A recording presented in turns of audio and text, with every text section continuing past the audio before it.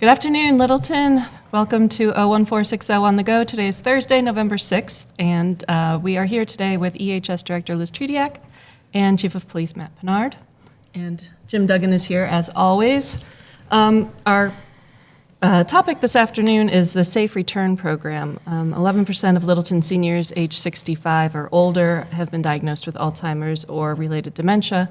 And the Safe Return Program is a program that has been created in order to help with that population in particular. Can you all tell me a little bit more about the Safe Return Program?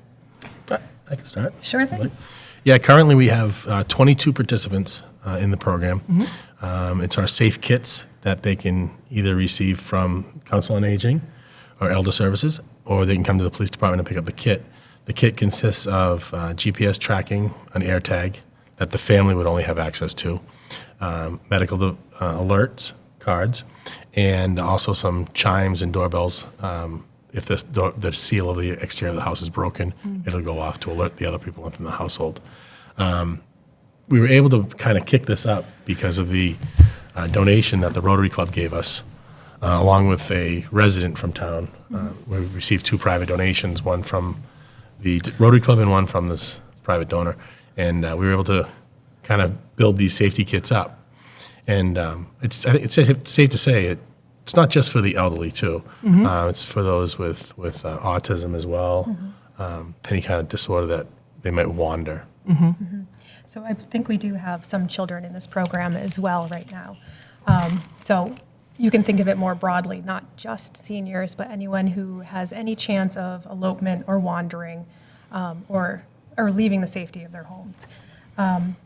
The other half of this program is the form that you fill out and file with the police department, where you put all of your loved ones' information so they have it on record.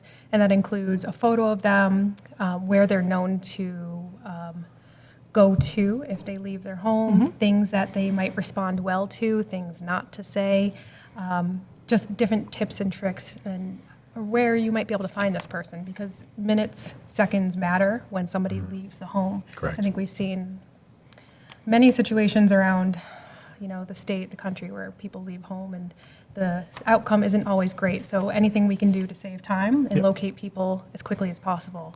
And one of the key portions of that is when a call comes in from that residence, it comes up on the computer screen automatically as to what code to look under. And it gives you the information instantaneously, sometimes even before the officer arrives at the residence or the business. And so is that information relayed by the dispatcher then? Dispatcher, correct. Okay. So you mentioned that it's an AirTag, is that right? Yes. And where does that go? I mean, is that put into the person's pocket or? Yeah, so we did quite a bit of research on this. Extensive research on the best method to provide some sort of GPS tracking without being too intrusive or invasive in anyone's life. Like give them a device that they can manage on their own separately from someone having to manage it 24/7, who's a staff person. We had conference calls with companies who charged huge money, large sums of money for very accurate, pinpointed GPS location devices. But in talking with other towns, what we came to determine is that an AirTag, or if you have a Samsung device, we also have Chipolo devices that the loved one can have somewhere on them. So part of the kit, too, is that we have a variety of different options that you could attach to your clothing pins. Yeah. We have some that look like wallet cards that you can slip in a wallet. You can attach it to a shoe, and the anti-removal device, you have to wave a magnet over it to get it out. So you can slip one in your coat pocket that they always wear, attach one to the sneaker, whatever fits best for your particular situation. And then it's up to the caregiver to monitor that. There's no monitoring from the police department or Elder and Human Services. We had some individuals in town who are using this right now, and they found it best to have one on the shoe, one in the coat pocket. And Two? Yep, because you don't always take a coat, but you might wear the same pair of sneakers every time you leave the house. Sure. And the anti-removal devices are key for that, because you might see it and not. If you're someone with Alzheimer's or related dementia, you don't want it to stand out or be something that would draw attention and Sure. you pull it off easily. So, Okay. Yeah. 3 weeks ago, we had a call at one of the apartment complexes in town that someone had walked off immediately. Did we have a safe keep on this person? And unfortunately, we didn't, but we do now. So Okay. yeah, it was it's the first thing that popped in my mind. Like, is there a GPS? Do we have this? Yeah. So it's just getting the word out to people that we have this available for people to use. Yeah. And now we just got to get them to come in. Yeah, okay, so if somebody is interested for themselves or for a loved one, how do they get enrolled in this program? sure, the form is online, right on the Littleton Police Department website. It's on the Elder and Human Services website. You can drop into either location and pick up a form to fill out. And then if you want the kits, drop by either location or give us a call. We can drop it off to your The home residents. and go from there. Very simple. Very simple. Yep. And part of the beauty of this is if you're coming to us for the first time with this type of situation and you come to our department, we're going to probably find some other area of need that we can help out with too. Because if you have someone who is wandering or in need of monitoring at that level for their safety, there's probably other benefits or resources that they might be eligible for that once you fill this out and come to us, get the kit, we can also connect you with all of these other resources that might be helpful. That's great. Any fees associated with enrolling in this program? No. Totally free? Free.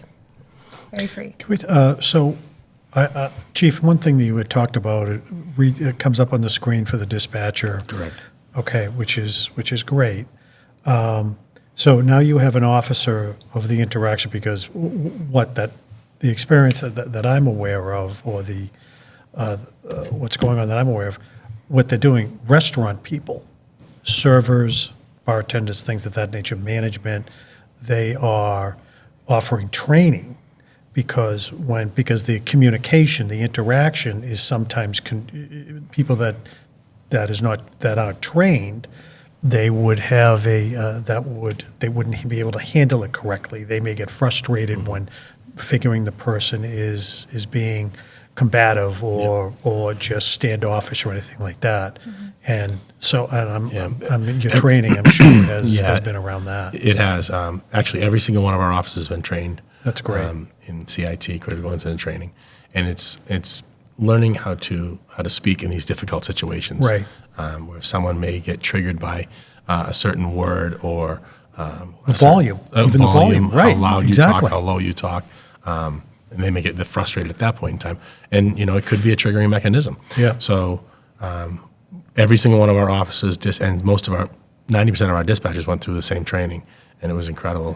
4 days worth of intensive training, hands-on, scenario role-playing. Yeah. It was great. But I think more of the public needs to kind of look and see how to speak to people in regards to Right. those different disorders. Yeah. Myself and 2 of my staff are certified dementia practitioners, and my entire staff in the Elder and Human Services Department and all of our van drivers are dementia friends trained as well. So if we encounter someone in that situation, we have an idea of what to do. But if you're a caregiver and this is all brand new to you and you're trying to, say, reason with your loved one and say, well, no, we're not driving to school today. We're driving, to the Council on Aging.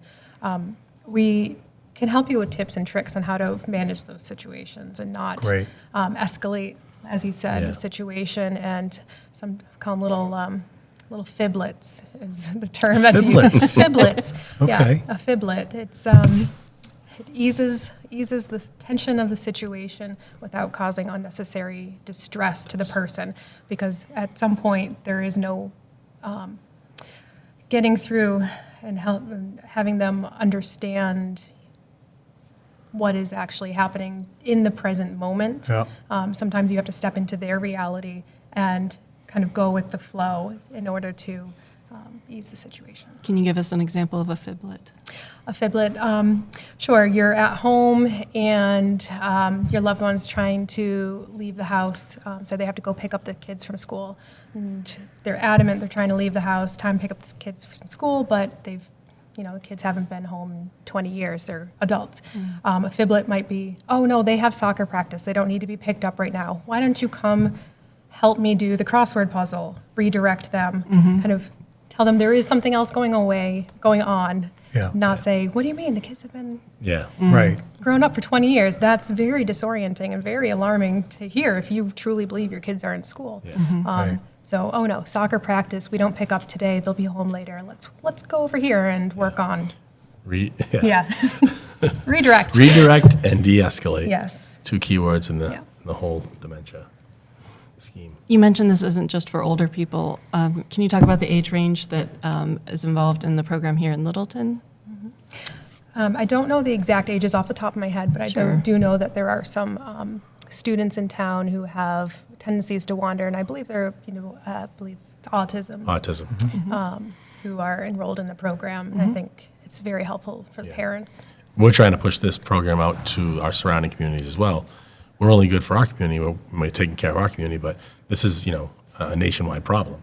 And if we can push this out a little further and a little further, maybe we won't have the wandering and we won't have the, I'm a little surprised that that other communities haven't followed your lead like this. I mean, it's a no-brainer. Yeah. I mean, aside from next attaching to a town administrator, you know what I mean.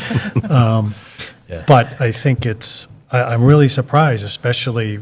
I believe you just met with Acton through our nurse that we share That's with great. Acton, correct? Yes, Yeah, Sue. Acton's trying to bring it on board. I think people hear about this program and they think it's a big cost, a big drain on maybe Yeah. staff time, but truly if you put the kits aside and have just the form and have the information available to dispatch in the police department, It's a step. that's a good first step. Excellent. Having the cost part of it, I think a lot of people are maybe just fearful of trying to find that funding or thinking it's, Yeah. how do we sustain this long term? And believe me, there are some programs that with a GPS that are very expensive. And then we decided not to go that way. Yeah. Liz looked into a couple of them with us, and they can be, $60, $70, $80 a month per tag. So some of those can get pretty pricey. Sure. Plus an annual fee. Plus the annual fee, Yes. the reoccurring. Yeah, And it's so that was a like lot. presumably for like a monitoring service plus the hardware? Yeah, Yeah. exactly. Geofencing, everything available. There's some great tools out there if you have the resources. Absolutely. What happens if, by expanding this program, people don't pay attention to town limits when they're walking away. So is that the idea, is that by getting all the neighboring towns involved, we'd be able to cast a wider net when needed, or? Well, I think for us, it's going to be fine because we're going to have our residents on it. So we're going to be talking to the different towns around if something does go wandering like that. It's just getting the other residents from other communities on board as well, not with us, but with their own departments, their own council and agent, so they can see, Littleton does have a safe keep on this one. They have a safe return program going. Can we maybe call Littleton PD, get more information from them? So, It's very easy to replicate. very. So that's great. Unless you have anything else to add, I think we'll wrap up that part of the Sure. program and move on to Liz. You had a couple things you wanted to talk about in terms of upcoming events. Sure. Kind of related to this topic, November is National Caregiver Month. So we're doing quite a few events this month to, support the caregivers in our community, because so many people, whether you're paid or unpaid as a caregiver, are living this day in and day out. So I just wanted to mention a couple of our ongoing things. We have a caregiver support group that happens every month. This month, November 19th at 6. We provide dinner. The caregivers come. We have a speaker, and we have dinner together. So that's the last Wednesday of every month at 6 p.m. at the Center on Shattuck Street. In town, there's also a memory cafe. And if you don't know what that is, it's where you bring your loved one to, this one's held at the Baptist Church. So you bring your loved one, you participate in an activity, you listen to a singer, a speaker, some engaging event, and you can mingle with other caregivers. Your loved one is engaged with others who are in the same situation as them. So that this month is November 22nd at 10 a.m. at the First Baptist Church in Littleton. And then kind of tied into all of this, we also have a monthly grief group. It's the second Monday of each month. And I do want to say that grief, think of it in the broader sense. You don't have to have lost a loved one recently. You can also have a loved one in your life who is still present, but you're mourning the loss of who that person was. So this grief group is open to everyone in any stage of grieving. So that is the second Monday of each month, I believe at noon, and we hold that one over at the library. Yeah. Thank you. Let's go over it one more time if folks are interested in this program. They can come to EHS, they can come to the police department, and the form is online on both websites. Is that right? That's Yes. correct. Okay. That's all for today, folks. Thanks very much. Appreciate your time. Thank you. And we'll catch you in a couple weeks, Littleton. Thank you.